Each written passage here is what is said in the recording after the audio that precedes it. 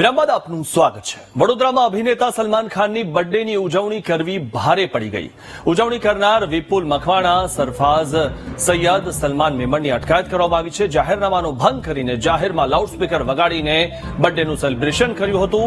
Social મીડિયામાં ઉજવણીનો video viral કર્યો હતો, ત્યારે હવે આ લોકોની અટકાયત કરવામાં આવી છે। જાહેરમાં જે રીતે આ સેલિબ્રેશન કર્યું હતું ત્યારબાદ અટકાયત કરવામાં આવી છે।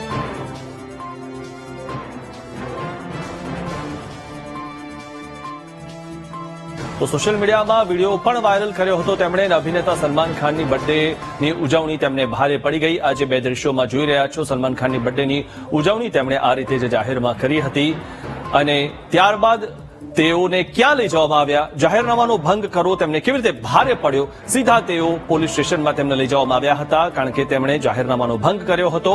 ઉલ્લેખનીય છે કે આ પ્રકારના ઘણા બધા દ્રશ્યો આપણી સામે આવતા હોય છે। ઘણા બધા લોકો આ રીતે જાહેરમાં કેક પણ કાપતા હોય છે, તલવાર વડે કેક કાપતા હોય કે ચક્કુ વડે કેક કાપતા હોય અને ત્યારબાદ તેમને પોલીસ સ્ટેશન જવાનો વારો આવે છે।